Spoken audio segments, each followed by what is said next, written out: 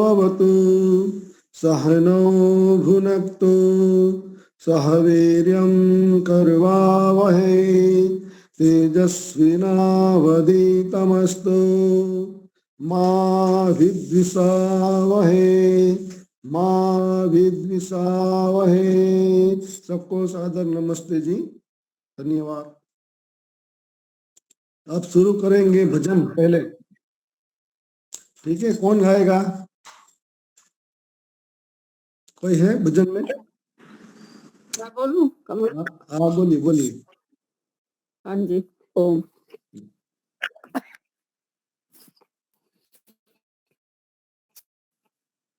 ओम विशानी देव सद्गुरुनी परासव। सबको नमस्ते। नित्य स्वाध्याय सत्संग करते रहो, एक दिन प्राप्त सद्ज्ञान हो जाएगा। शांति होगी परम जाएगी, पाप तापों का अवसान हो जाएगा। नित्य स्वाध्याय सत्संग करते रहो, दूर हो जाएगी स्वार्थ की भावना, छल कपट द्वेष लिप्सा अधिकार लक्ष्य की ओर आगे बढ़ेंगे कदम, लक्ष्य की ओर आगे बढ़ेंगे कदम। तुमको सब कर्तव्य का ज्ञान हो जाएगा। नित्य स्वाध्याय सत्संग करते रहो, एक दिन प्राप्त सद्ज्ञान हो जाएगा। पुष्प जो ही खिला बाग सुरभित हुआ, मस्त भंवरों की आने लगी टोलियां। पुष्प जो ही खिला बाग सुरभित हुआ, मस्त भंवरों की आने लगी टोलियां। सद्गुणों की सुगंधि लुटाते रहो, सद्गुणों की सुगंधि लुटाते रहो, तो ज्ञान हो जाएगा। नित्य स्वाध्याय सत्संग करते रहो, एक दिन प्राप्त सद्ज्ञान हो जाएगा। तन से सेवा करो, मन से सद्भावना, धन से हरिये दुखी दीन की दीनता। तन से सेवा करो, मन से सद्भावना, धन से करिए दुखी दीन की दीनता। पुत्र भगवान के हैं उन्हें खुश करो, पुत्र भगवान के हैं उन्हें खुश करो। तुमसे खुद आप भगवान खुश हो जाएगा। नित्य स्वाध्याय सत्संग करते रहो, एक दिन प्राप्त सद्ज्ञान हो जाएगा। आप पड़ी है घड़ी आपदा की कड़ी, आरियो जिम्मेदारी है तुम पर बड़ी। आप पड़ी है घड़ी आपदा की कड़ी, आरियो जिम्मेदारी है तुम पर बड़ी। आप यदि हैं सक्रिय जागृत संगठित, राष्ट्र का पुण्य उत्थान हो जाएगा। आप यदि हैं जागृत सक्रिय संगठित, राष्ट्र का पुण्य उत्थान हो जाएगा। नित स्वाध्याय सत्संग करते रहो, एक दिन प्राप्त सद्ज्ञान हो जाएगा। एक दिन प्राप्त सद्ज्ञान हो जाएगा। शांति होगी, परम भ्रांति मिट जाएगी, पाप तापों का अवसान हो जाएगा। पाप तापों का अवसान हो जाएगा। धन्यवाद जी, समय देने के लिए। बहुत सुंदर, धन्यवाद। धन्यवाद जी। बहुत ही सुंदर। हमने तो लगातार शायद नहीं सुना, कट हो रहा था। मेरी आवाज़ भी पूरी आ रही होगी। तो आज के हमारे वक्ता, युवा वक्ता वीरांगना प्राची आर्या है, जो वर्धमान में रहती है, चोटीपुरा में पड़ी हुई है और कुछ शिवगंज राजस्थान वहाँ भी पड़ी हुई है। तो और भी बच्चों की शिविर वो ले रहे हैं और बड़ों के लिए भी वो यज्ञ आदि भी, कर्म संस्कार आदि भी करवाते हैं। तो हमें भी यहाँ उनको कोई कार्यक्रम रख के, योग का हो या तो कुछ और शिविर लगानी हो बच्चों को, बड़े की, तो उनको बिल्कुल सहयोग करें, बुलाएं, आमंत्रित करें और अच्छी तरह से प्रस्तुत करें। तो आज हम उनका लाभ लेंगे। मैं तो सुन सकूंगा नहीं सुन सकूंगा मालूम नहीं, बीच में फिर भी मैं बना रहूँगा। तो प्राची जी, मैं आपको निमंत्रित करता हूँ, आप अपना वक्तव्य, अपने विचार प्रस्तुत करें। प्राची जी।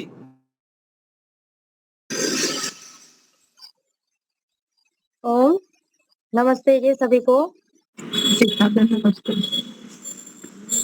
मैं वर्धमान से हूँ। जिस प्रकार मुनि जी ने आपको हमारा परिचय दिया है, वर्धमान से हूँ और गुरुकुलीय प्रणाली से शिक्षा की है मैंने। आर्य कन्या गुरुकुल चोटीपुरा और आर्य कन्या गुरुकुल शिवगंज में अपने अध्ययन किया है और अभी वर्तमान में सुरेंद्र नगर में आवासीय है मेरा। और हमारा परिचय तो दे दिया है मुनि जी ने, और सभी आप श्रोतागणों को भी हमारा सादर नमस्ते। आप इस तरह की मीटिंग रखेंगे तो सभी को ज्ञान होगा कि वास्तविकता में कैसे कैसे है, और अधिक से अधिक लोग जुड़ेंगे जितना, उतना ही ज्ञान ज्यादा होगा कि सबको पता चलेगा। तो मेरा वक्तव्य है आज का कि आधुनिक की वर्तमान में जो हमारा भारत है, हमारा आर्यवर्त है, और जो प्राचीन हमारे इतिहास में जो हमारे आर्यवर्त को बताया गया है, क्या उस पर क्या विचार होने चाहिए? क्या यही उचित है जो वर्तमान में हमारे भारत के आर्यवर्त की स्थिति है? तो इसके ऊपर अपना वक्तव्य शुरू करूंगी मैं। ओम विश्वानि देव सवितर्दुरितानि परासुव, यद्भद्रं तन्न आसुव। अपने वक्तव्य को शुरू करूंगी। देखिए, हमारे भारत में वर्तमान में क्या स्थिति है, और जैसे हमारे इतिहास में बताया गया है कि इस आर्यावर्त को, इस देश को सुधारने के लिए, इस आर्यावर्त को एक सही राष्ट्र बताने के लिए, स्वराज्य मतलब कैसा हमारा देश होना चाहिए, इसके लिए बहुत से वीर और वीरांगनाओं ने बलिदान दिए हैं। तो क्या उनके, जिन्होंने जिस हिसाब से, क्या सोच करके उन्होंने बलिदान दिया है, क्या उसके हिसाब से हमारा आर्यावर्त जो वर्तमान में चल रहा है, जो स्थिति इस समय भारत की है, पूरे राष्ट्र की है, क्या यही विचार करके, ऐसी स्थिति सोच करके हमारे वीर और वीरांगनाओं ने बलिदान दिए होंगे? तो इस पर विचार करने की जरूरत है। जैसे हमारे इतिहास में हम देखेंगे कि झांसी की रानी महारानी लक्ष्मीबाई, उन्होंने उनके ऊपर कैसी स्थिति थी। उनका विवाह हो गया था छोटी सी उम्र में। उनके पति का नाम था गंगाधर राव तिलक। गंगाधर राव तिलक के का जब देहांत हो गया था तो एक नारी के ऊपर क्या बीतती है, क्या स्थिति होगी उस समय झांसी की रानी की। तब उनको जब किसी ने भी सामर्थ्य नहीं किया था कि वो आगे चल करके मतलब क्या एक विधवा का क्या कर्तव्य है, तब वो था एक घर में रहो, बैठे रहो, किसी से कोई बात नहीं, जितने कुछ नहीं। लेकिन झांसी की रानी लक्ष्मीबाई, उन्होंने इतनी हिम्मत थी उनके अंदर, इतना सामर्थ्य था कि अपने उस राज्य को स्वयं एक विधवा होकर के भी वो ऐसे नहीं किया कि मैं एक नारी हूँ अथवा अपने आप को लाचार समझ करके कि मैं क्या कर सकती हूँ। उन्होंने इस देश को, अपने राज्य को किस हद तक इसकी सेवा की, अपना बलिदान दिया, ये सोचने की बात है। झांसी की रानी का एक पुत्र था दामोदर। दामोदर जब छोटा सा था, अपनी पीठ पर दामोदर को बांध करके अंग्रेजों से लड़ी। क्या उनका बलिदान ऐसे व्यर्थ जाना चाहिए वर्तमान में जो स्थिति है भारत की? क्या इसीलिए उन्होंने इतना बड़ा बलिदान दिया कि अपने बालक को अपनी पीठ पर बांध करके अंग्रेजों से लड़ाई की थी? जब झांसी की रानी के महल में अंग्रेज आते हैं तो सबकी आंखें नीचे झुक करके, सबका सिर नीचे होकर के उन्हें नमस्कार करते हैं। और ऐसा क्यों? वो कहते हैं कि ये अंग्रेज है और इनके सामने सबका सर झुका हुआ होना चाहिए, उनका कहना था ये। लेकिन झांसी की रानी को जब उनके सेनापति ने कहा कि ये अंग्रेज है और इनके सामने सबका सर झुका रहता है, तब झांसी की रानी ने ये उन्हें प्रत्युत्तर दिया था कि ये देश मेरा है और जिस धरती पर वो खड़े हैं वो धरती भी मेरी है, ये धरती मेरी माँ है और ये साम्राज्य जिस महल में वो अभी आए हैं वो महल मेरा है, वो साम्राज्य मेरा है। तो नजरें तो इनको मेरे सामने झुकानी चाहिए, तो मैं किस उद्देश्य पर इनके सामने अपनी नजरें झुकाऊं? ये थी तब की नारी, ये वीरांगना झांसी की रानी लक्ष्मीबाई। जब अपने पुत्र को, छोटे से पुत्र को पीठ पर बांध करके पूरे अंग्रेजों से लड़ाई की, इसका भय नहीं रहा। और झलकारी बाई भी झांसी की रानी के दूसरा, उनका जैसे होता है कि 7 रूप होता है ऐसा कहा जाता है, तो उन्हीं का चेहरा जैसे लगता था। जब ऐसी कुछ परिस्थिति आई तो झांसी की रानी को युद्ध छोड़कर जाना पड़ा। तब उस युद्ध का जिसने संचालन किया, झांसी की रानी की जगह ले, वो थी झलकारी बाई। तो ऐसी ऐसी नारियां हमारे इतिहास में बताई गई है। तो क्या वर्तमान में ऐसी नारी कहीं पर है? अभी की नारी अपने ही आत्मरक्षा नहीं कर पा रही है, तो हम देश की रक्षा कैसे सोच ले कि वो इस पूरे देश की रक्षा करेंगे, पूरे ब्रह्मांड हमारे देश की स्वराज्य की रक्षा करेंगे। दूसरा उदाहरण लेते हैं हमारे ही इतिहास में, महाराणा प्रताप। महाराणा प्रताप जब छोटे से थे तो उनकी माता जीजा जयवंता बाई ने उनको ऐसे उचित संस्कार दिए, उचित शिक्षा दी, गुरुकुलीय प्रणाली से उनका अध्ययन करवाया। महाराणा प्रताप के आगे जब मुगल आते थे तो उनके भी छक्के छुट जाते, जैसे अकबर जैसे थे ऐसे। तो बात जैसे महाराणा प्रताप ने क्या इतना जो बलिदान दिया था, उनके घोड़े का नाम था चेतक। उनके एक एक इशारे पर कब क्या करना है, ऐसे मुगलों से जो लड़े थे महाराणा प्रताप, ऐसा तो वर्तमान में कोई भी नहीं लड़ सकता है। और जो स्थिति है अभी हिंदू की, आर्य की, इसे तो आर्यावर्त ही कहेंगे क्योंकि ये आर्य ही था, आर्यावर्त ही है इसको। लेकिन मुगलों ने आकर, अंग्रेजों ने आकर इसको नया नाम दे दिया हिंदुस्तान। वास्तविकता में हिंदुस्तान नहीं, ये आर्यावर्त है। और वर्तमान अभी जो सभी लोग हैं, इसमें किसी में जो बलिदान दिया है महाराणा प्रताप ने, क्या कोई उसका ऋण चुका सकता है? कोई नहीं चुका सकता है। लेकिन ये किसी को ज्ञात ही नहीं है। सब हिंदू लोग क्या धर्मों में पड़े, जाति में पड़े, हम तो ब्राह्मण हैं, हम क्षत्रिय हैं, हम छोटे लोगों से बात नहीं करेंगे। यदि यही बात महाराणा प्रताप तब सोचते तो क्या हमारा देश अभी आजाद होता? मुगलों की बेड़ियों से कभी आजाद नहीं होता हमारा देश। तो ये हमारे पूर्वजों ने, हमारे वीर और वीरांगनाओं ने जो बलिदान दिया है, उनके ऋण को चुकाना पड़ेगा। छत्रपति शिवाजी महाराज, अरे उनकी जब उनका जन्म हुआ था, उनकी माता जब अभी जैसे बच्चे को लोरी सुनाते हैं, तो उनकी माता ने उन्हें लोरी में ही, छोटे से बच्चे को ऐसा सिखा दिया था कि अभी जितना खाना है खा लो, बड़े होकर के तुम्हें रण में रहना है, रणभूमि में जाना है, वहां पर तुम्हें खाने का समय नहीं मिलेगा। तुम अभी सो रहे हो, दिन रात अपनी नींद पूरी कर रहे हो, लेकिन क्या वहां पर जाकर के तुम्हें अपनी नींद पूरी नहीं करनी है, तुम्हें पूरा साम्राज्य संभालना है। क्या ऐसे थे छत्रपति शिवाजी। पृथ्वीराज चौहान की बात करेंगे। पृथ्वीराज चौहान जिनको ऐसी विद्या आती थी जो सिर्फ राजा जनक को आती थी। माता सीता के जो थे राजा जनक पिताजी, उनको एक विद्या आती थी शब्द वेदी बाण विद्या, शब्द वेदी बाण विद्या, वो ही विद्या आती थी पृथ्वीराज चौहान को। ऐसे वो एक ही वीर थे जिन्हें दो लोगों को ही आती थी ये, एक राजा जनक को और एक छत्रपति पृथ्वीराज चौहान को। तो ऐसी विद्या में भी जब उन्हें तो एक आता है कि तीन होता है कि अपने शत्रु को, जब यदि आपके हाथ में कोई शत्रु हो गया है तो उसे कभी जिंदा छोड़ना नहीं चाहिए। और जब जैसे राम थे, तो राम के हाथ में जब रावण आया था, युद्ध किया था, जब रावण को बंदी बना लिया था, तो ये राम ने भूल नहीं की थी कि यदि रावण को दोबारा छोड़ दिया तो वो क्या करता आगे। यदि जैसे अभी पृथ्वीराज चौहान ने यही गलती की थी, पृथ्वीराज चौहान के हाथ में उनका शत्रु आने के बाद भी ऐसी दया दिखाई, ऐसी भावना की कि नहीं इनको छोड़ देना चाहिए। और उसने जो शत्रु था उनका, उन्होंने उनके सामने कहा कि नहीं आप अच्छे हैं, बड़े योद्धा है, आप दयनीय है, कृपा करके हमें छोड़ दीजिए। तो ये दया थी हमारी जो पृथ्वीराज चौहान की, जो उन्होंने उन्हें छोड़ दिया। लेकिन छोड़ने का परिणाम क्या हुआ, छोड़ने का परिणाम क्या हुआ, 2-3 बार पृथ्वीराज चौहान ने अपने शत्रु को छोड़ दिया। अगली ही बार जब युद्ध हुआ, सामने से अचानक से युद्ध किया, तब शत्रु को बंदी बना लिया। ये स्थिति कब आई, जब पृथ्वीराज चौहान ने पहले अपने शत्रु को छोड़ दिया था।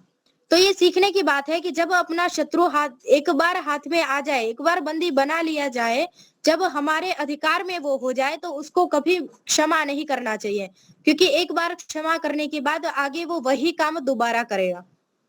जब पृथ्वीराज चौहान को बंदी बना लिया गया, तब पृथ्वीराज चौहान को आंखें निकाल दी गई थी। उन्हें कहा गया कि हम तुम्हें अपना सारा साम्राज्य दे देंगे, लेकिन तुम्हें ईसाई धर्म निभाना पड़ेगा, अपनाना पड़ेगा।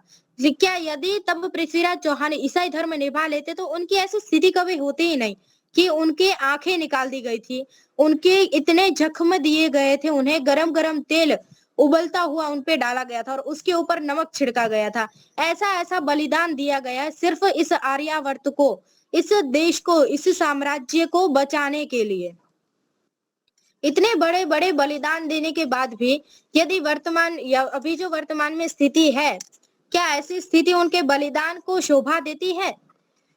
भगत सिंह, सुभाष चंद्र बोस, इतने सारों ने अपनी जवानी में उनको फांसी लगा दी गई थी। यदि वो तब दूसरा धर्म अपना लेते तो उन्हें तो ये बलिदान नहीं देना पड़ता और वो भी आराम से जी लेते। फिर किस लिए उन्होंने ऐसा बलिदान दिया, अपनी जवानी खोई, अपने माता पिता को छोड़ दिया, सब कर दिया सिर्फ इस देश को बचाने के लिए। लेकिन क्या इस देश को उनका ज्ञान भी है, ऐसा स्मरण भी है कि ऐसा भी कुछ था। अभी की तो बात ही नहीं हो सकती। जैसे वर्तमान में क्या हो रहा है, लड़कियां है जो भाग जा रही है, उन्हें अपना कुछ पड़ा नहीं है, वो जैसे अभी हीरो हीरोइन है, 6 मिनट में डांस करती है, लेकिन अपना पूरा चरित्र बेच देती है, अपना पूरा जीवन बर्बाद कर देती है। किस लिए, सिर्फ और सिर्फ पैसों के लिए। उन्हें स्मरण ही नहीं है कि हमारा क्या देश क्या है, कैसा है, हमें कैसा साम्राज्य मिला है, एक हिंदू धर्म मिला है, सनातन धर्म मिला है, तो उसकी सेवा करनी है, हमें रक्षा करनी है उसकी, हमें अपना कर्तव्य निभाना है। एक श्लोक का जैसे आता है, पंक्ति आती है, धर्मो रक्षति रक्षितः। आप धर्म की रक्षा कीजिए, धर्म स्वयं आपकी रक्षा करेगा, लेकिन धर्म की रक्षा करनी भी तो पड़ेगी। अभी तो किसी को पता ही नहीं है कि धर्म क्या है, तो पता हुए बिना ही कैसे सब ये जो इन्होंने बड़े बड़े बलिदान दिए हैं, तो इनको ऐसे ही हम कैसे जाने दे सकते हैं। इनका जीवन हमने लिया है पूरा। हमारे थे दयानंद सरस्वती, उन्होंने नारी के लिए कितना किया है। एक नारी को स्वतंत्रता देने के लिए, नारी का उस समय में अधिकार क्या था, एक नारी को घर में बिठा दिया जाता था। एक नारी का मतलब घर में नारी है तो उसका कर्तव्य क्या है कि वो घर में कचरा पोता करेगी, झाड़ू पोछा करेगी, बर्तन धोएगी, बस इतना ही। उसको ओम शब्द बोलने का भी अधिकार नहीं था, पढ़ने का तो बहुत दूर है। तब महर्षि दयानंद सरस्वती ने ऐसी स्वाधीनता की लड़ाई की थी अकेले खड़े होकर के। एक ऐसा भजन आता है, एक तरफ थी दुनिया सारी, एक तरफ ऋषि दयानंद अकेले थे। ऐसी कठिन परिस्थिति में भी जब उनके साथ कोई नहीं था, फिर भी धर्म की रक्षा की, धर्म की लड़ाई की, नारी को एक अधिकार दिया जो उसका होना चाहिए, नारी को पढ़ने का अधिकार दिया, बाल विवाह को रोका, बहुत कुछ ऐसा बलिदान दिया है महर्षि दयानंद सरस्वती ने। तो क्या ये लगता है कि अभी के भारत के हिसाब से कि इस भारत को ये मिलना चाहिए था? सब जात पात में पड़े हैं, वर्तमान में सब किसी को पड़ी नहीं, पड़ोस में किसी के लड़की को उठा करके ले जा रहे हैं, लेकिन उन्हें तो कोई फर्क ही नहीं पड़ता है कि हमारे देश में कुछ चल रहा है। बांग्लादेश में जैसे आपने अभी देखा है, बांग्लादेश की स्थिति क्या हो रही है, वहां पर हिंदुओं की स्थिति क्या हो रही है। तो ऐसे बांग्लादेश में हिंदुओं की स्थिति हो रही है, क्या हिंदू अपने आप में खुद को बचाने के ही काम नहीं आ रहा है, खुद को ही वो नहीं संभाल पा रहा है, तो वो देश की रक्षा कैसे करेगा, धर्म की रक्षा कैसे करेगा, इस पूरे साम्राज्य को कैसे बचाएगा, इस आर्यावर्त को कैसे बचाएगा? ये कमी है हिंदुओं में ही, क्योंकि हिंदू खुद ही हिंदू का दुश्मन बन गया है। वो खुद ही नहीं चाहता कि मुझसे आगे कोई बढ़े। यदि उनके पड़ोस में भी कोई आगे बढ़ रहा है तो उसे ये चिंता है कि वो आगे बढ़ गया, वो इस धर्म की रक्षा कैसे कर रहा है, मैं नहीं कर रहा हूं तो वो क्यों कर रहा है, ऐसा मतलब हो गया है। तो फिर ये हमें खुद सोचना पड़ेगा कि हमारा कर्तव्य क्या है, हमारा धर्म क्या है, हमें धर्म की रक्षा कैसे करनी है। एक बालिका को छोटे से छोटे भी क्यों ना हो और बड़ी से बड़ी भी क्यों ना हो, हमारे सामने केस तो आए ही है, छोटे से छोटी 3-6 साल की बच्ची और बड़े 60 साल की बच्ची के साथ भी गलत व्यवहार हो जाता है, दुष्व्यवहार होता है, लेकिन वो अपनी रक्षा क्यों नहीं कर पा रही है? क्या उन्हें ये शिक्षा दी गई थी कि उन्हें अपनी आत्मरक्षा कैसे करनी है? क्या हमारे इतिहास में झांसी की रानी, ऐसा इतिहास हमारे पूर्वज ऐसे होते हुए भी कि हमारे पूर्वज कौन है? झांसी की रानी, महारानी लक्ष्मीबाई, महाराणा प्रताप, छत्रपति शिवाजी, रामचंद्र जी, भगवान श्री कृष्ण, ऐसे ऐसे पूर्वज होने के बाद भी, ऐसे हम इन लोगों के वंशज होने के बाद भी हमारा देश इतनी भयंकर स्थिति में आ गया है कि हम उसे संभाल भी नहीं सकते, क्योंकि किसी को अपनी नहीं है, सिर्फ भारत की नहीं है, सिर्फ अपनी है कि मैं ठीक हूँ, मैं कैसा हूँ, मेरा घर चलना चाहिए, मेरा मकान बनना चाहिए, मेरे पैसे आने चाहिए, फिर कहीं से भी क्यों ना है, अपने चरित्र को बेचना पड़े तो ठीक है, लेकिन मुझे पैसे चाहिए। और किस लिए? अपना घर चलाने के लिए। अरे जब राष्ट्र ही नहीं बचेगा, धर्म ही नहीं बचेगा, तो फिर आप कैसे बच जाएंगे, कैसे करेंगे स्वयं की रक्षा? आज बांग्लादेश में ये स्थिति हो रही है कि हिंदुओं को मारा जा रहा है, जिंदा जलाया जा रहा है, छोटी छोटी बच्चियों के साथ दुष्व्यवहार किए जा रहे हैं। तो फिर ये देर नहीं लगेगी कि ये बात भारत में भी आएगी, ऐसी परिस्थिति ही भारत में आएगी। तो अपने आप को खुद संभालना होगा, स्वयं अपने आप के संभालना होगा, अपने धर्म की रक्षा खुद करनी होगी। जैसे पहले बताया जाता है कि रावण को प्रतिवर्ष जलाया जाता है, और रावण को क्यों जलाया जाता है? क्योंकि उन्होंने माता सीता का हरण किया था। लेकिन एक बात बताइए, क्या रावण ने माता सीता के साथ किसी भी प्रकार का दुष्व्यवहार किया था? अरे रावण ने तो माता सीता को हाथ तक नहीं लगाया था, उन्हें संबोधित भी देवी के उससे करते थे कि देवी के उससे। और उसी तरफ दूसरी तरफ ले लीजिए कौरवों को, कौरवों की सेना में जब वो जो जुआ खेलते हैं उसमें द्रौपदी का चीर हरण कर लिया गया था, पूरे उसके ऐसे निर्वस्त्र कर दिया गया था पूरी सभा में, जहां पर बड़े बड़े गुरु बैठे थे, बड़े बड़े आचार्य बैठे थे, उनके खुद के पति थे, वहां पर द्रौपदी को निर्वस्त्र कर दिया गया था। और उस कौरव को तो आज का जमाना पूरी तरह भूल गया है, कोई लेना देना ही नहीं है। लेकिन दूसरी तरफ उस रावण को प्रतिवर्ष खुशी से जलाते हैं, बड़े आनंद से जलाते हैं, जिसने माता सीता को हाथ भी नहीं लगाया था। क्या यही बात समझ में आती है वर्तमान की स्थिति में इन लोगों को कि मतलब जिसने ज्यादा बड़ा कार्य किया है, जिसने पाप किया है, उसको भूल जाओ। क्यों? क्योंकि हमें वो उचित नहीं लगता, हमें वो लगता है जो बाकी लोग करते हैं। जो सब लोग करेंगे वो ठीक है, लेकिन अपना मंतव्य, अपना जो विचार है उसको नहीं लगाएंगे। ये सोचने की बात तो है ही ना कि रावण को प्रतिवर्ष क्यों जलाते हैं। माता सीता का हरण कर लिया था बस एक कारण से, लेकिन क्या रावण ने कुछ दुष्व्यवहार किया था माता सीता के साथ? फिर भी उसे प्रतिवर्ष जलाया जाता है और कौरवों को तो भूल गए। पूरी सभा में एक नारी की चरित्र पर हाथ उठाना, उसको चिरहरण करना, उसका कितनी बड़ी बात है, फिर भी उसे लोग भूल गए और रावण को प्रतिवर्ष जलाते हैं। तो ये अभी कोई समझ ही नहीं रहा है कि क्या चल रहा है, हमारे भारत में चल क्या रहा है, क्या हमारा कर्तव्य क्या है, हमारा धर्म क्या है। भगवान ने, श्री कृष्ण ने कहा है, यदा यदा हि धर्मस्य ग्लानिर्भवति भारत अभ्युत्थानम अधर्मस्य तदात्मानं सृजाम्यहम्।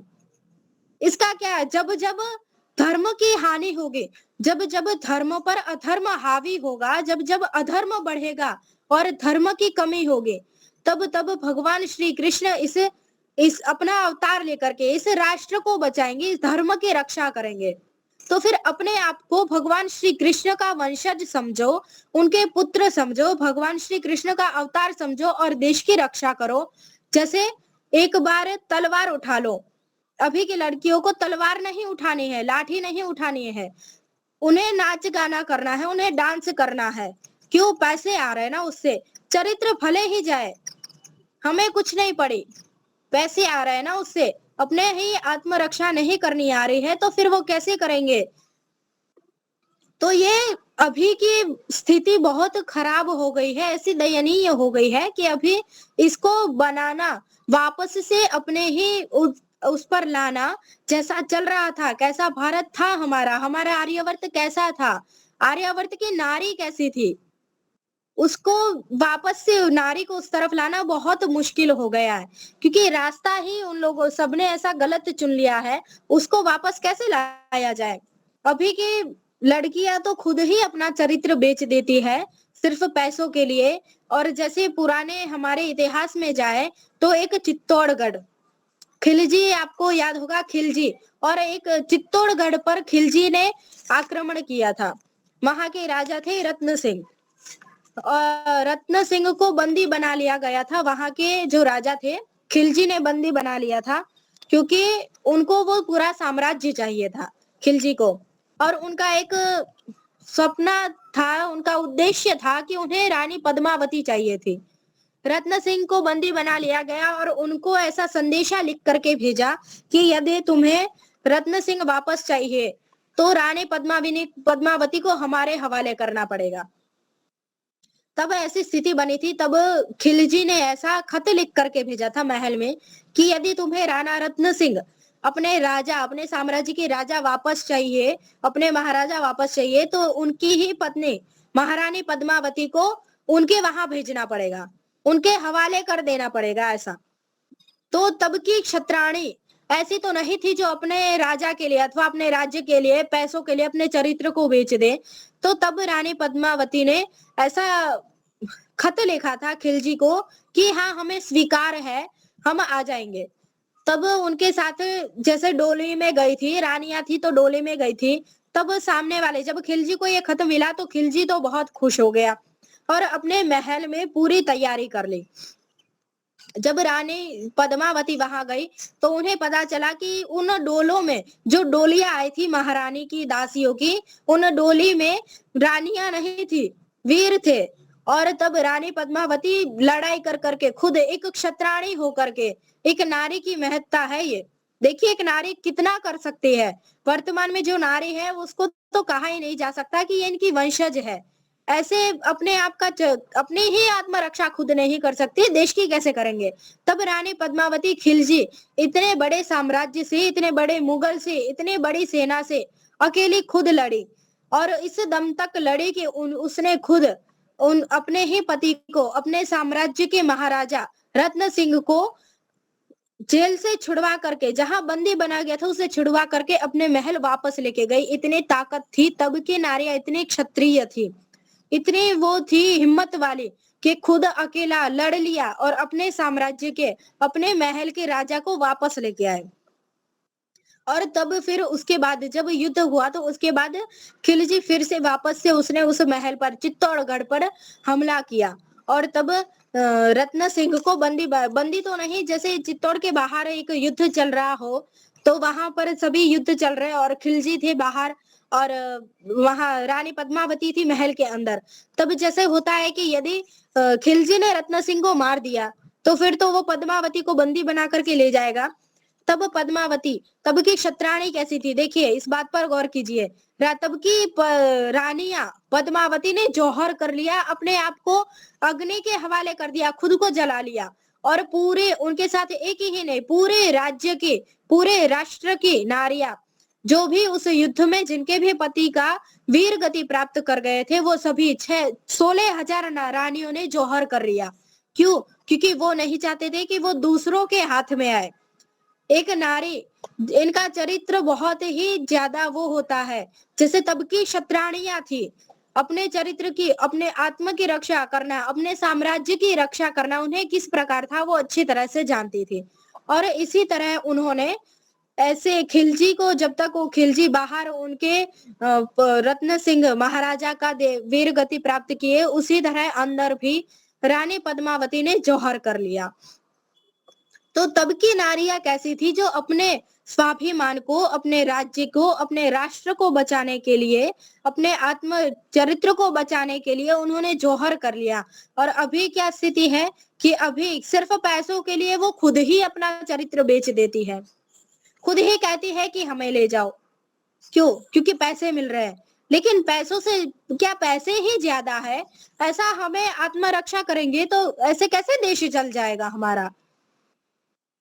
तो ये विचारने की बात है कि अभी हमारा देश किस रास्ते पर जा रहा है, उन्हें किस रास्ते पर होना चाहिए, क्या ये जो भी हो रहा है सही हो रहा है?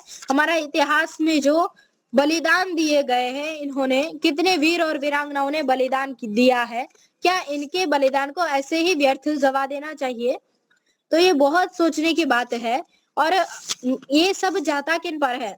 माता पिता पर, क्योंकि इनके जो संस्कार दिए गए हैं इनको, जैसे हमने उदाहरण दिया था इनका, झांसी की रानी, छत्रपति शिवाजी, महाराणा प्रताप, पृथ्वीराज चौहान, तो इनको संस्कार कब मिले हैं? ये इतना सब कार्य कर सके, ऐसे इनको शिक्षा कहाँ से मिली है? तो ये कर्तव्य तो उनके माता पिता पर जाता है कि उनके माता पिता ने उन्हें संस्कार दिया, उन्हें उनका कर्तव्य बताया कि उन्हें करना क्या है, तब जाकर के वो इतना सब कर पाए हैं। तो माता पिता को भी ये ध्यान रखना चाहिए कि उनके बेटे इस समय किस दिशा पर चल रहे हैं, उनका धर्म क्या है और वो क्या कर रहे हैं। तो ये सब वो ही जब नहीं सोचेंगे तो फिर उनके बेटे तो गलत रास्ते पर जाएंगे ही।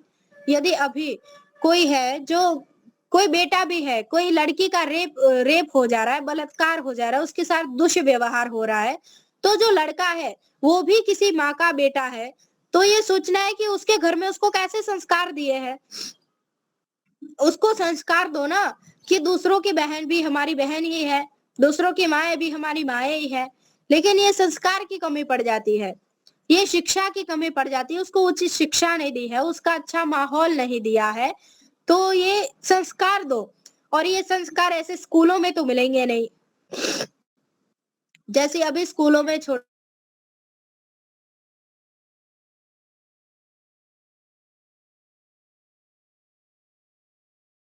अंग्रेजी पढ़ रही है, क्योंकि अब पढ़ना तो जरूरी है, तो कुछ भी पढ़ा लो। स्कूल में एडमिशन करा दिया और कह रहा है कि हमारी बेटी पढ़ रही है, लेकिन क्या पढ़ रही है वहां पर? क्या उसको सिर्फ शिक्षा मिल रही है, वो भी आधुनिक शिक्षा, अभी की शिक्षा जो है वो ही मिल रही है। वो आपकी बेटी अंग्रेजी बोलना सीख जाएगी, गणित सीख जाएगी, सब सीख जाएगी, लेकिन उसको संस्कार कैसे मिलेंगे? क्या अभी के स्कूलों में संस्कार मिल सकते हैं? क्या आपको ऐसा लगता है कि अभी के स्कूलों में संस्कार दिए जाते हैं? हमारी भाषा, मातृभाषा क्या है? संस्कृत है, लेकिन अभी एक भी स्कूलों में संस्कृत नहीं पढ़ाई जाती है। तो क्या ये आपका कर्तव्य है, सभी माता पिता का कर्तव्य है कि उसको उचित संस्कार मिले, अच्छी शिक्षा मिले, उसको सभी भाषाएं आए। ऐसा नहीं कि अंग्रेजी ही आए या अंग्रेजी आनी चाहिए, लेकिन संस्कृत भी आनी चाहिए। ऐसा नहीं है कि सिर्फ अंग्रेजी आने से चल जाएगा। तो अब है कि स्कूलों में पढ़ तो रही है, सब कर लिया, लेकिन उसको संस्कार कैसे मिलेंगे? उचित संस्कार के लिए उसको क्या करना पड़े? तो अपनी बेटियों को गुरुकुल में पढ़ाइए। पूर्वज जो भी हमारे हैं, जिन्होंने भी ये सारा बलिदान दिया है, वो सभी गुरुकुलों में पढ़े हैं, तभी इनके इतने अच्छे संस्कार हुए हैं, इतनी अच्छी शिक्षा मिली है, जो ये इस तरह का बलिदान दे सके हैं। तो सभी बच्चों को गुरुकुल में पढ़ाना चाहिए, जिससे कि उन्हें उचित शिक्षा भी मिले, उचित संस्कार भी मिले और अपना कर्तव्य कैसे निभाना है, अपने धर्म की रक्षा कैसे करनी है, उनके आत्मरक्षा, उन्हें अपने स्वयं की आत्मरक्षा कैसे करनी है, उन्हें ये भी पता लगे। तो इसलिए अपने बच्चों का गुरुकुल में अध्ययन कराएं। और गुरुकुल में जैसे किसी को परेशानी होती है कि हम गुरुकुल में कैसे पढ़ाएं, बहुत दूर हो जाता है वहां पर, अथवा फीस ज्यादा है, दूर है, बार बार जा नहीं पाते, तो उसके लिए फिर अपने घर को ही गुरुकुल बना दो। फिर तो क्या दिक्कत है, दूर नहीं है, अपने घर को ही गुरुकुल बना दो। गुरुकुल में घर में प्रति दिवस हवन करो, उसको उचित संस्कार दो। अभी वो जैसे पिक्चरें देखते हैं खराब खराब, अथवा कोई सी भी पिक्चर देखती है, उनको झांसी की रानी दिखाओ, महाराणा प्रताप दिखाओ, छत्रपति शिवाजी दिखाओ, पृथ्वीराज चौहान दिखाओ। उसके अंदर खुद ही पता चल जाएगा उसे कि उसका धर्म क्या है, उसे अपने आत्मरक्षा कैसे करनी है, उसे अपने पूरे देश की, पूरे साम्राज्य की रक्षा कैसे करनी है। ये जो पूरा देश है उसका ही है। इस तरह का संस्कार डालो अपने बच्चों के अंदर, तो फिर वो भी ऐसे ही सभी के घर में महाराणा प्रताप भी जन्म लेंगे, भगवान श्री राम भी जन्म लेंगे, श्री कृष्ण भी जन्म लेंगे, महाराणा प्रताप लेंगे, झांसी की रानी भी सबके घरों में जन्मेंगे, यदि इस प्रकार के संस्कार दिए गए तो। लेकिन यदि ये संस्कार ही नहीं दिए गए, तो फिर तो जो वर्तमान में चल रहा है वो ही चलता रहेगा।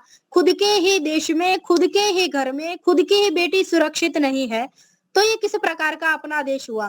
फिर तो हम इसे कह ही नहीं सकते कि ये मेरा देश है, ये मेरा आर्यावर्त है, क्योंकि ये देश जो ये मेरा आर्यावर्त है, तो ये मेरा खुद का घर ही है ना, क्योंकि मैं इसमें निवास करती हूँ, मेरा पूरा परिवार इसमें निवास करता है, तो फिर तो मैं अपने ही घर में सुरक्षित नहीं हूँ। तो इसकी कहाँ पर कमी है? इसकी संस्कारों में कमी है। अपने अपने बच्चों को उचित संस्कार जब मिलने लगेंगे, सभी घर में गुरुकुलीय प्रणाली चलने लगेंगी, गुरुकुलों में पढ़ाए जाएंगे बच्चे, अथवा तो फिर घर को ही गुरुकुल बना लिया जाएगा, तब ऐसा दुष्व्यवहार कोई भी नहीं कर पाएगा। और एक लड़की को कभी कमजोर महसूस करने की जरूरत नहीं पड़ेगी, वो कहीं भी जाना चाहे आराम से जा सकती है, उसे किसी से डरने की आवश्यकता नहीं रहेगी। तो ये कमी है संस्कारों में, उसको उचित संस्कार मिलने चाहिए। जैसे हमारे देश की रक्षा करना हमारा ही धर्म है, लेकिन अब रक्षा कैसे करें? हमारी गौ माता है, हमारी माता है, गौ माता हमें दूध देती है, जैसे कितने सारे कार्य करती है हमारी गौ माता। आजकल मुसलमान उसे ही काट कर खा जा रहे हैं। लेकिन देखिए, एक समझिए, जैसे हमारा घर है, हमारे घर में कोई मेहमान आया, उसने कहा कि हमें थोड़े दिन के लिए आपके घर में रहना है, वो तो हमारा अतिथि हो गया। हमने उसे कह दिया ठीक है, आप हमारे घर में रह सकते हैं। लेकिन कल आपको 5 दिन के बाद वो ही इंसान, आपका ही अतिथि, आपको ये बोले कि नहीं, अब आप इस घर में नहीं रहेंगे, अब ये घर हमारा हो गया, तो क्या ये उचित बात है? ये घर तो हमारा ही था, इसमें रहने की जगह हमने उनको दी, इसमें रहने का, खाने पीने की व्यवस्था सारी हमने कराई, क्योंकि हमारे में ऐसे संस्कार दिए हैं। हमारे में अतिथि देवो भव, हमारे देश में कोई भी आया हुआ अतिथि, हमारे राज्य में आया हुआ अतिथि हमारे लिए एक देवता के समान होता है, क्योंकि हमें ये पढ़ाया गया है कि अतिथि देवो भव।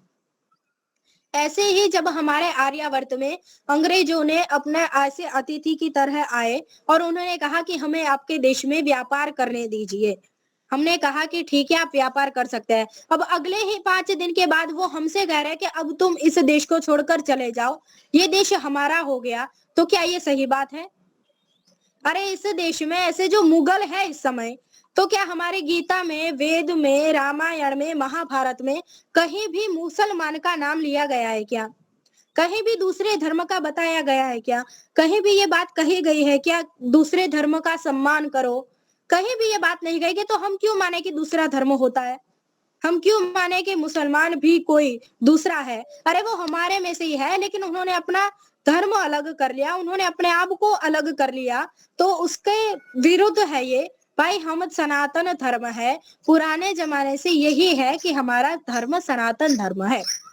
अब मुसलमान आ रहे हैं हमारे ही गौ माता को, जिसको एक माता का दर्जा दिया गया है, गौ माता, उसको काट करके मतलब अपना ग्रहण करते हैं, भोजन करते हैं। तो फिर आप लोग भी उनको कहिए ना कि यदि आपके मजहब में, यदि आपके हिसाब से गाय को काटना आपका मजहब ये बताता है कि गाय को काट करके खाइए, तो फिर हमें भी, हम सनातनियों को भी हमारा ये धर्म बताता है कि जो गाय को काट करके खाए आप उसे काट दो। क्यों भाई वो तुम्हारी गाय को काट करके खाएंगे?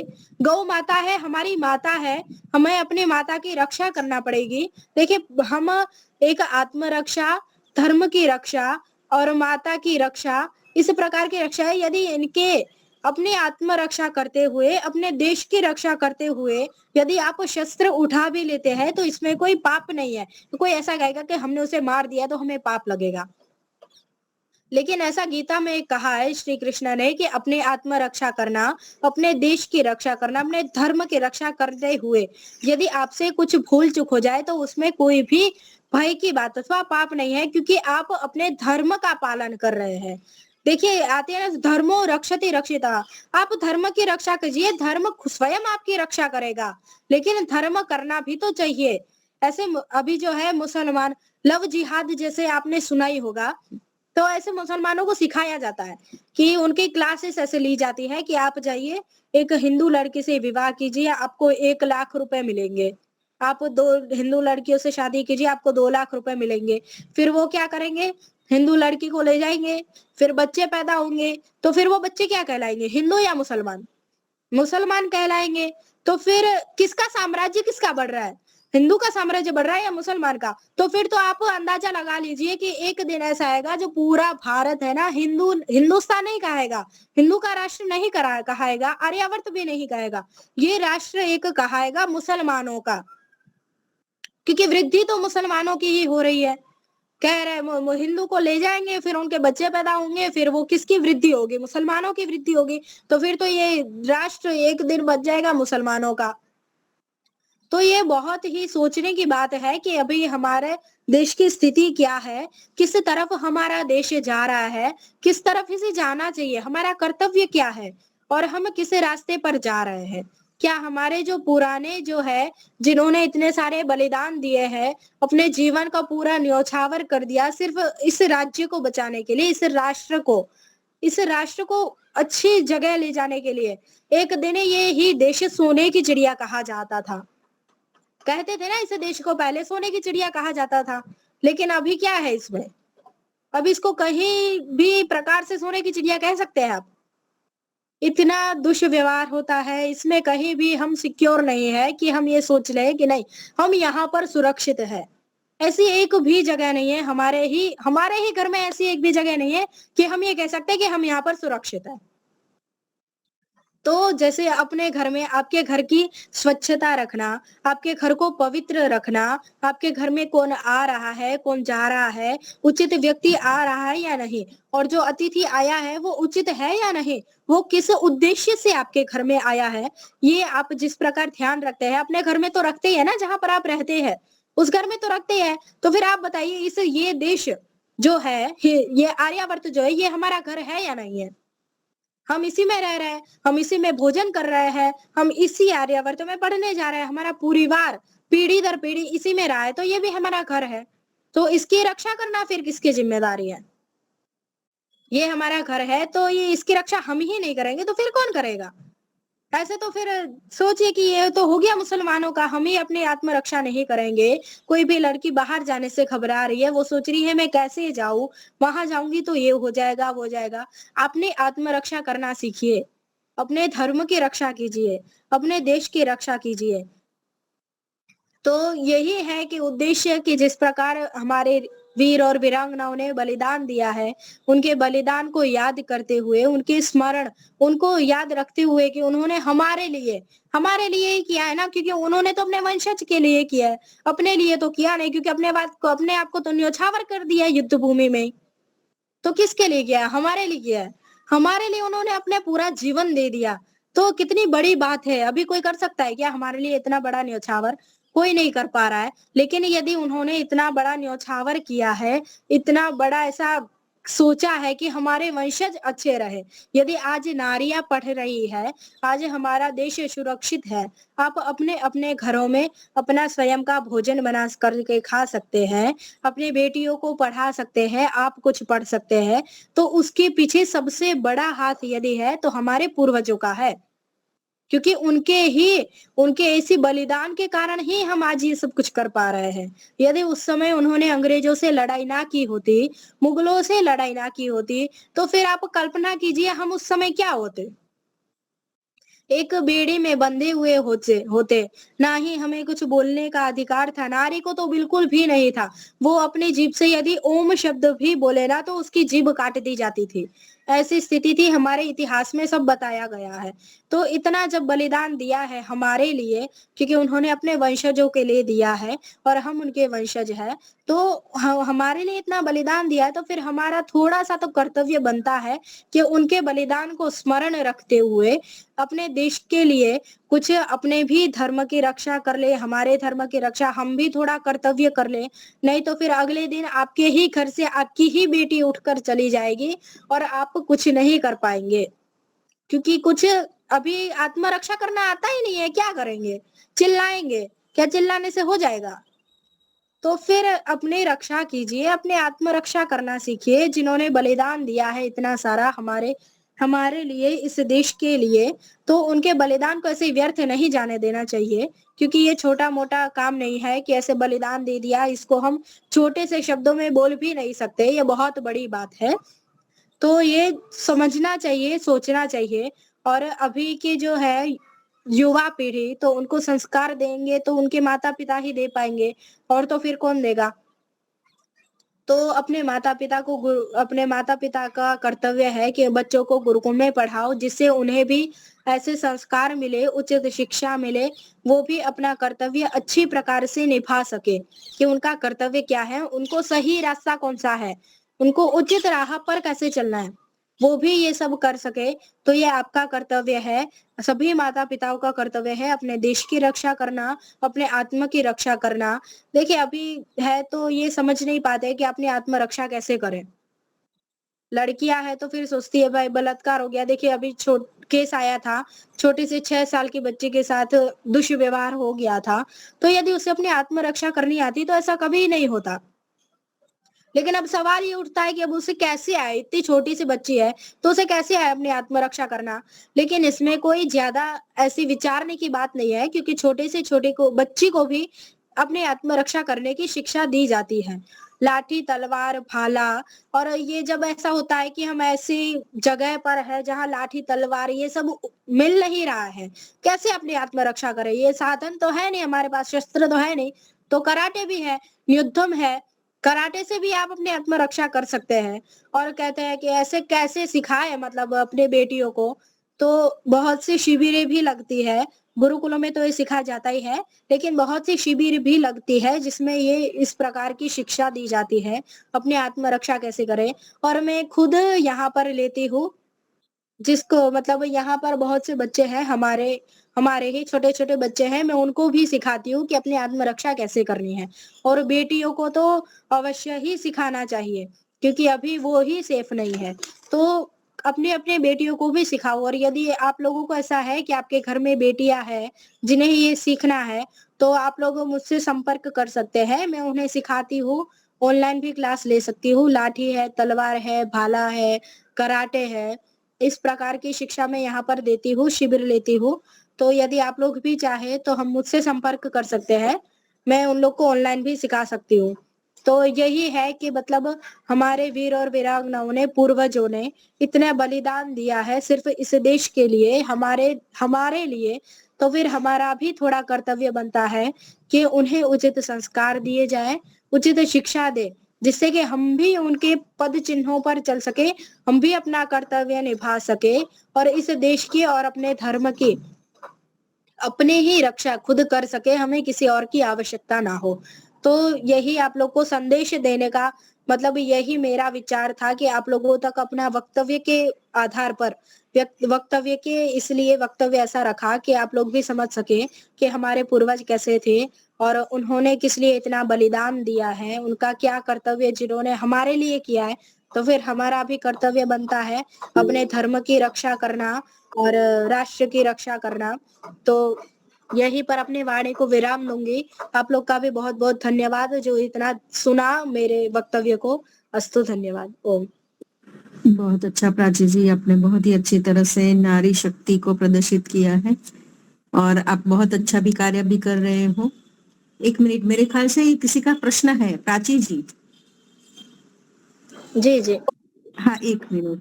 ये निमिषा जी, आप प्रश्न पूछना चाह रहे हो? हाँ, पूछो। चाहिए था। आपने बहुत अच्छा समझाया कि जी, बेटा धन्यवाद। जा सकता से इंडिपेंडेंट और ऑनलाइन ट्रेनिंग। आपकी आवाज बहुत कट रही है निमिषा जी। आप क्या हाँ। पूछना चाह रहे हो? फोन नंबर चाहिए। फोन नंबर चाहिए था आपको? फोन नंबर चाहिए। हम बोल रहे हैं अपना फोन नंबर 8200। हाँ, पहले अपने आप को म्यूट कर लीजिए निमिषा जी। बस अभी बोलिए आप प्राची जी। 8200 62 25 34। 8200 62 25 34। ले लिया निमिषा जी? क्या 200? एक बार और बोलो। मैं आपको सेंड कर लेती हूँ। हाँ 8200622534। ठीक है ना? धन्यवाद। हाँ जी, ओके। आपका बहुत बहुत धन्यवाद प्राची जी। बहुत ही सुंदर प्राची जी ने समझाया। आप धन्यवाद। जी, शंकर प्रसाद जी शांति पाठ करवा दीजिए। आवाज जा रही है? आ रही है। हैं मनीष दीपालका जी, आवाज जा रही है? हाँ, आ रही है। आ रही है।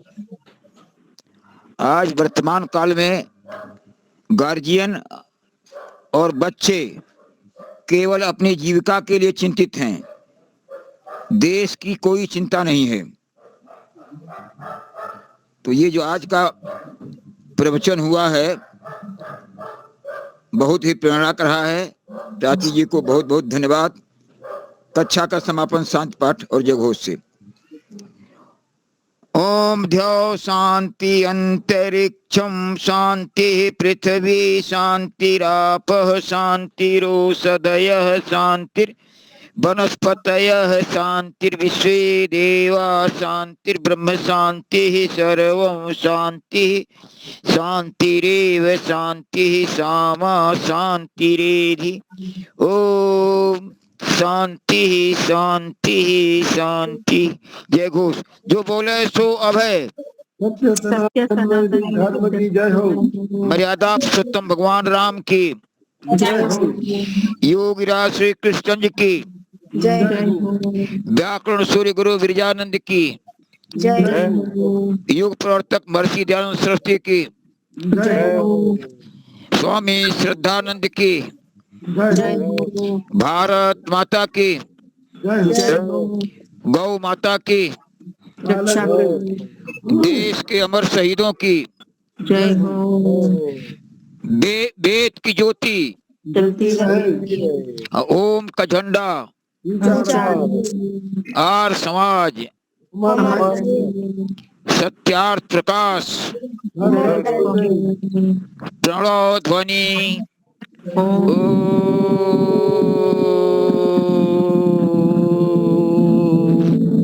वैदिक अभिवादन।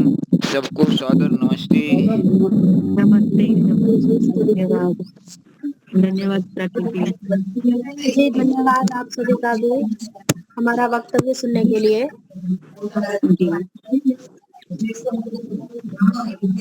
जी।